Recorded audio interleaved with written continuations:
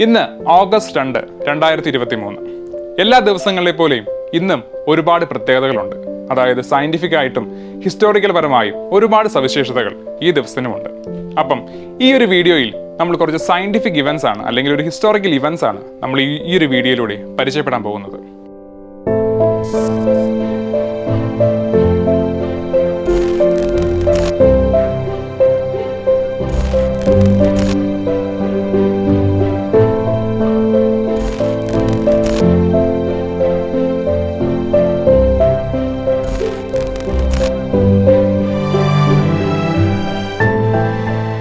First one, Greenwich mean time, GMT.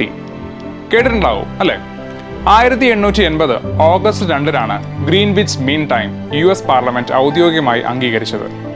1675 മുതൽ തന്നെ Greenwich ടൈമിന്റെ ദേശീയ കേന്ദ്രമായിരുന്നു.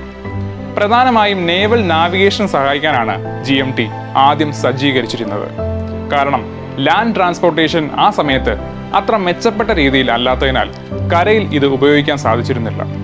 1840കളിൽ റെയിൽവേ നിലവിൽ വന്നതോടെ പ്രധാന ടൗണുകളും സിറ്റീസും ഉണ്ടായിരുന്ന ലോക്കൽ ടൈമിന് പകരം ഒരു നാഷണൽ സമയ സംവിധാനം ബ്രിട്ടനിൽ അത്യാവശ്യമായിരുന്നു. 1883 നവംബർ 18 ഉച്ചയ്ക്ക് ടെലിഗ്രാഫ് ലൈനുകൾ വഴി എല്ലാ പ്രധാന നഗരങ്ങളിലേക്കും ടൈം സിഗ്നലുകൾ കൈമാറിയപ്പോൾ GMT US സ്വീകരിച്ചു. അതിനു മുന്നേ US-ൽ 300-ലധികം ലോക്കൽ സമയങ്ങളാണ് ഉണ്ടായിരുന്നത്. 1884 നവംബർ 1 US-ലെ വാഷിംഗ്ടൺ DC-യിൽ നടന്ന ഇന്റർനാഷണൽ മെറിഡിയൻ 24 ടൈം സോണുകൾ ക്രിയേറ്റ് ചെയ്തപ്പോൾ അതുവഴി ഗ്രീൻവിച്ച് മീൻ ടൈം GMT-യും ലോകമെമ്പാടും അംഗീകരിക്കപ്പെട്ടു. The next one, tower subway. 1870 August 2 tower subway അഥവാ ലോകത്തിലെ ആദ്യത്തെ ട്യൂബ് റെയിൽവേ ഇംഗ്ലണ്ടിലെ ലണ്ടനിൽ തേംസ് നദിക്ക് കീഴിൽ തുറന്നത്. ബാർലോയുടെ രൂപകൽപ്പനയിൽ നിന്ന് പരിഷ്കരിച്ച ഒരു ടണലിംഗ് ഷീൽഡ് ഉപയോഗിച്ചാണ് എഞ്ചിനീയർ ജെയിംസ് ഹെൻറി ലണ്ടൻ ടവറിന് സമീപം 6 അടി വ്യാസമുള്ള ഒരു തുരങ്കം കുഴിച്ചത്. സ്റ്റീമിൽ പ്രവർത്തിക്കുന്ന ലിഫ്റ്റുകളും അതേപോലെ സ്റ്റീം എഞ്ചിൻ ഉപയോഗിച്ച് എൻഡ് ടു എൻഡ് ഷട്ടിൽ നടത്തുന്ന 12 സീറ്റുള്ള ഒരു വണ്ടിയും ഉപയോഗിച്ചാണ് ഇത് തുറന്നത്. എന്നാൽ പ്രതീക്ഷിച്ച അത്രയും ഉപയോഗം ഇല്ലാതാവുകയും പതിവ് തകരാറുകൾ കാരണം ഇത് അത്രയങ്ങ് വിജയിച്ചില്ല. അങ്ങനെ 1870 നവംബറിൽ ഇത് അടച്ചുപൂട്ടേണ്ടി വന്നു. പിന്നീട് ഇത് കാൽനട യാത്രക്കാർക്കായി തുറന്നു കൊടുത്തെങ്കിലും 1894 അടുത്തുള്ള ടവർ ബ്രിഡ്ജ് തുറന്നപ്പോൾ ഇത് വീണ്ടും അടച്ചുപൂട്ടേണ്ടി വന്നു. അവസാനം ഇപ്പോൾ ഈ ഒരു തുരങ്കത്തിൽ വാട്ടർ മെയിനുകളും ഫൈബർ ഒപ്റ്റിക് കേബിളുകളുമാണ് ഉള്ളത്.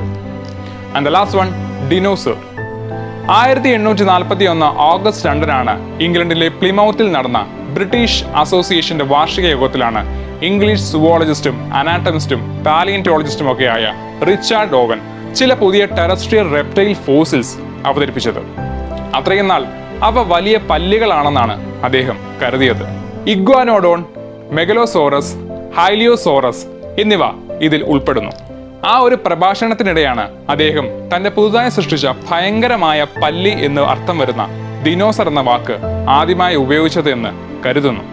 കാരണം അദ്ദേഹത്തിന്റെ ആ ഒരു പ്രസംഗത്തിന് ശേഷമാണ് ദിനോസർ എന്ന വാക്ക് പിന്നീട് അച്ചടിച്ച് വന്ന റിപ്പോർട്ടുകളിൽ കാണാൻ സാധിച്ചത്. പിന്നീട് ഓവൻ കൂടുതൽ പഠനം നടത്തിയപ്പോഴാണ് അവയ്ക്ക് സാക്രൽ വെർട്ടിബ്രേ ആയിട്ട് ഒരു യൂണീക് ഫ്യൂസിംഗ് ഉണ്ടെന്ന് തിരിച്ചറിഞ്ഞത്. അതിനുശേഷം മാത്രമാണ് അദ്ദേഹം അവരെ ദിനോസൗറിയ എന്ന പുതിയ ഗ്രൂപ്പിലും ഉൾപ്പെടുത്തിയത്.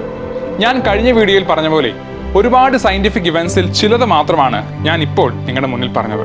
അപ്പോൾ ഇതുപോലെ ഒരുപാട് സയന്റിഫിക് ഇവന്റ്സ് നിങ്ങളുടെ മൈൻഡിലും കാണും അല്ലേ? അത് നിങ്ങൾ ഈ കമന്റുകളായി രേഖപ്പെടുത്തുക.